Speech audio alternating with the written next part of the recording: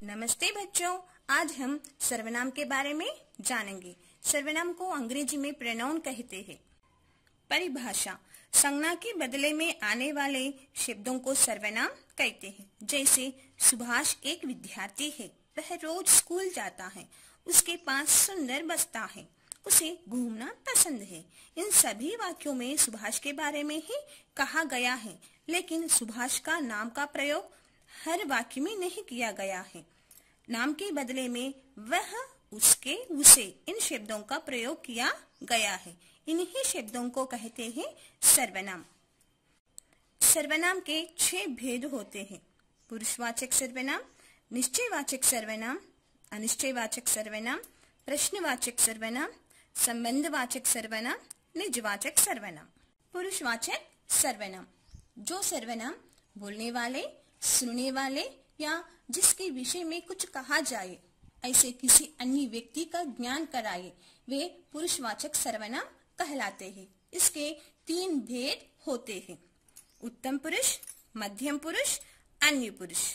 उत्तम पुरुष: जिस सर्वनाम का प्रयोग वक्ता अपने लिए करता है, उसे उत्तम पुरुष कहते हैं। जैसे मैं, हम।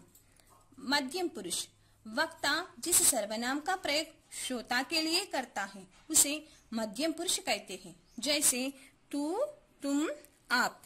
अन्य पुरुष: वक्ता जिस सर्वनाम का प्रयोग अन्य व्यक्ति या वस्तु के लिए करता है, उसे अन्य पुरुष कहते हैं।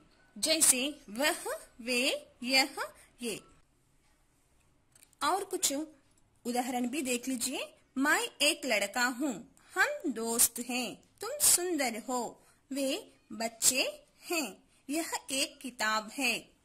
मैं उत्तम पुरुष, हम उत्तम पुरुष, तुम मध्यम पुरुष, वे अन्य पुरुष, यह अन्य पुरुष।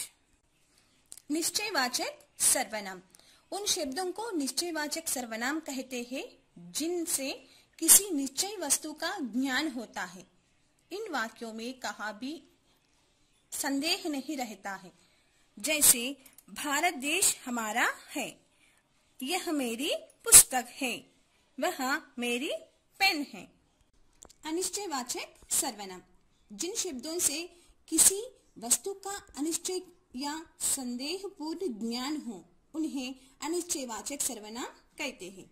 जैसे मुझे बाजार से कुछ लाना है, कोई आ रहा है, सफर में कोई बातें कर रहा था। प्रश्नवाचक सर्वनाम: प्रश्न पूछने के लिए जिस सर्वनाम का प्रयोग किया जाता है, उसे प्रश्नवाचक सर्वनाम कहते हैं।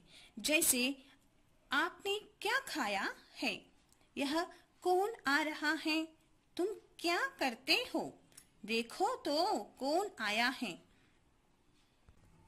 क्या, कौन, ये सभी शब्द प्रश्नवाचक सर्वनाम के शब्द हैं।